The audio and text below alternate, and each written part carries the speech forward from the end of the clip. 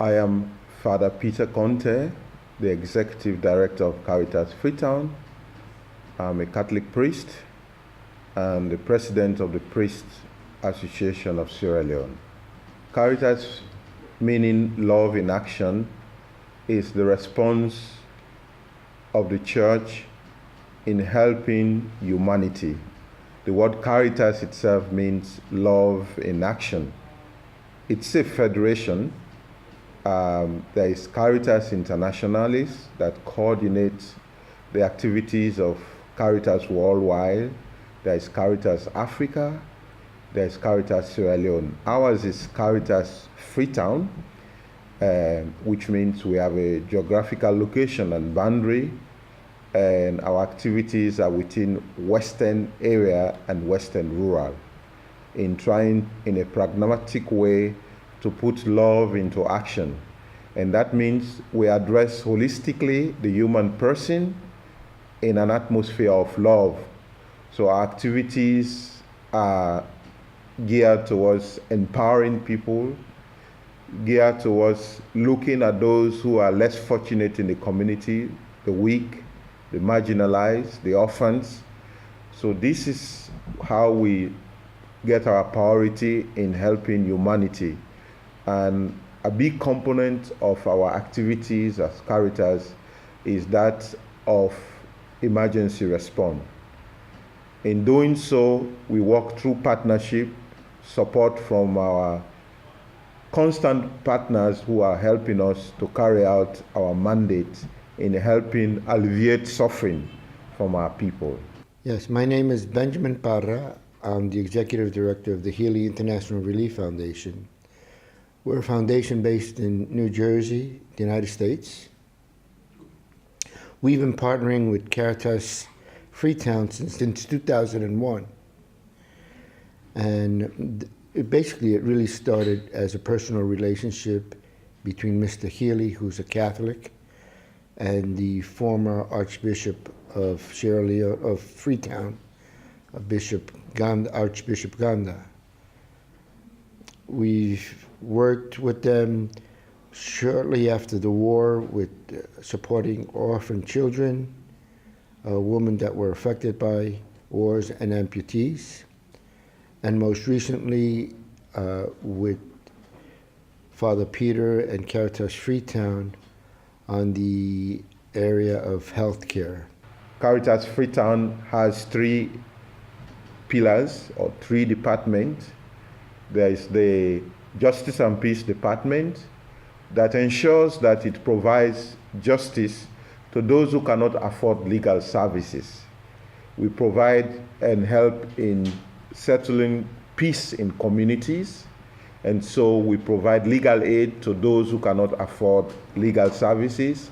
We look into conflict in communities, little conflict, and see how the Justice and Peace can find a way to resolve it. The second arm is the development wing that looks at holistically the development of the human person.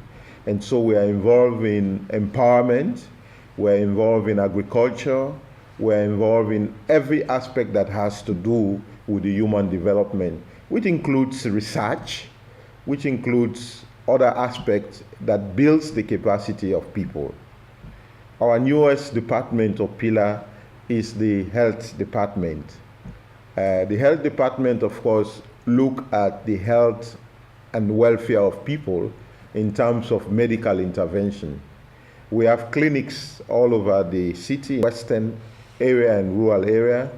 We are now establishing a hospital in Waterloo, and we have an ongoing mobile clinic service. I'm the health coordinator working with Caritas Freetown. Caritas is love in action, and indeed on the 14th of August we were called to put this love into action after the mudslide victim that devastated our country, another milestone of sadness in our country.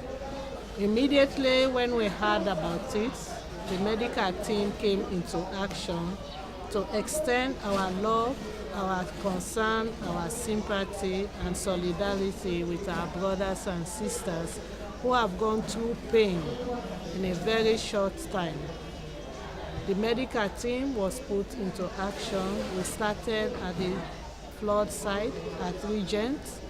We had a team of 8, and we started offering care to victims that needed medical attention.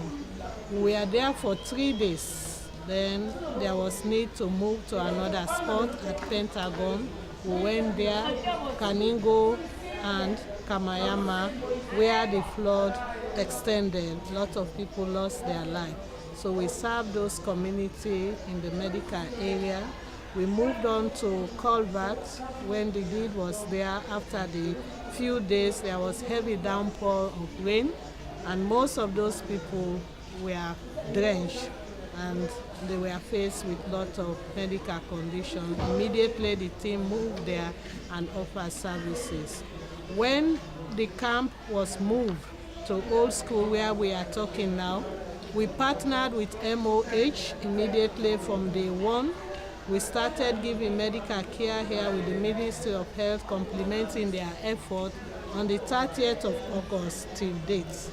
After Ebola, we realized that there was loss of confidence in the medical system, and therefore the aim of the mobile clinic was to go to communities that were deprived, that could not access medical facilities.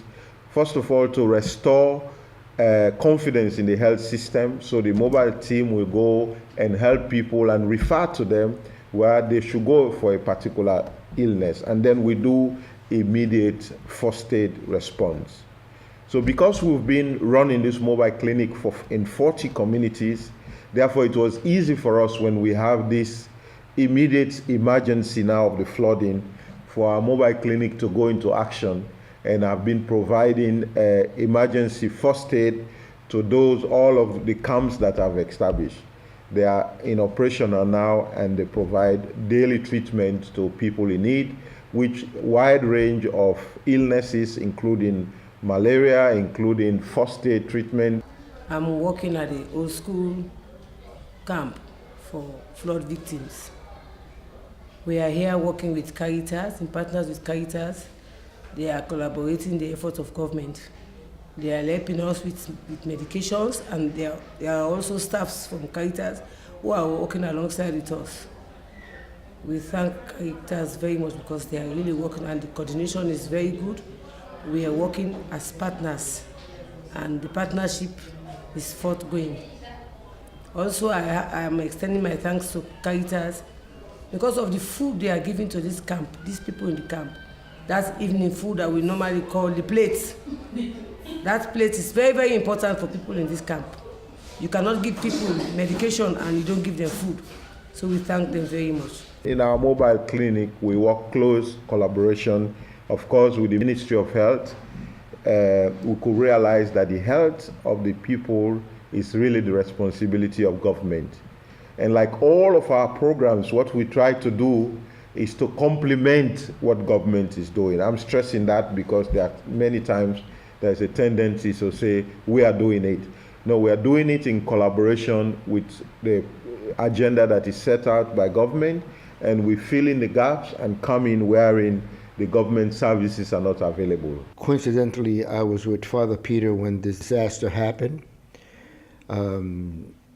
He expressed his extreme concern, and he immediately started coordinating with donors within the United States and outside of the United States to provide supplies, to provide the emergency funding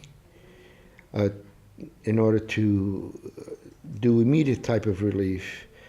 And what we decided on was to provide food, meals to the people that were affected by the floods, and basic medical supplies to ensure that no major outbreak of disease would come about. Most of our staff here had trained in emergency response, and so when there was like the previous flooding, when there was Ebola, we could immediately respond. So this mudslide was not an exemption. From day one, we have been in the forefront, both in sharing information and also by helping people in diverse ways, organizing them with registration, supporting the pillars of feeding. As from the first week, we've been providing constant wet feeding to victims in various catchments. We've also been involved in community hygiene and sensitization in that pillar, and we created bigger awareness in people to locate culvert community, for instance. During the emergency, there was little known about culvert. So Caritas Freetown was one of those organizations that really created an awareness for people to understand that culvert has not only suffered from this flooding this year, but it has been an ongoing community that have suffered so much. And the devastation is high. So me and Ibrahim Charles, volunteer from Caritas. We come at this culvert community since last Wednesday. Come for assist the people because we see the flooding really affect them. So many houses them broke and water in some of the rooms there up to now. And we still clean the gutters because we get so many gutters there, and we over 20 to 25. We still go on with cleaning. We get 3 groups. This not group 2. Where this flooding don't happen to me. As for me, upon all the supply they all they get, then Caritas, as we can do, then clean it out for we. I take us now, they don't do the best for me because this sickness, this dirty as they can't sick to me. I take the challenge because not to man they no more for clean. Me na woman, and me back me na you two man. So I join the man there for more clean this community also, for more go get health. May sick no go affect me. Because if the community dirty, we go get sick. Me na the youth leader in a culvert here. My name is Rev.Fr.Peter Konteh. I'm the representative of this man in the community. And this cleaning exercise we Caritas and Caritas for we really appreciate. We really glad that the Caritas and do for we. Caritas from the day one when this flood has to take place. Then come that we need. Then come they meet with them to help Kennedy. We go meet them. We cry to them. Then they can help the community. And really they assure we say yes. Then they come. Then come for the past 2 weeks. Then they feed we. Then feed the one whole community. Every day they cook for we. Every day the community they come. Everybody they eat. Then come with cleaning business. We say for buy the idea. They say well now we they can't clean. We now give you man them. We can clean the community. Then they tell you the amount they want. We community we dey strain. We dey really suffer. Especially when now they rain they cancel. The gutter don't flop. So I decide more for can clean. Not to the first time so we don't ever clean here. Last year we be don't clean. Year before last back we be don't clean. We no can take over here. But this year we can get us and can now. We will get the plants now. Go Kukaya. Me na Lucien Tuye, the leader for Chief Williams community. Basically, we don't start the job here now. We don't clear one gutter with one mini gutter. Then at the third gutter, this wood is clean soon. And we don't clean the gutters. With the water they come, they go now. So we don't get better problem again. We all the time believe that we need support from our partners, but also locally from volunteers. And it's been tremendous in the response this time. There are many young people who came forth and have given their services to us because they believe in what we do. And there are various people, technical people who have, just offered their services in our intervention.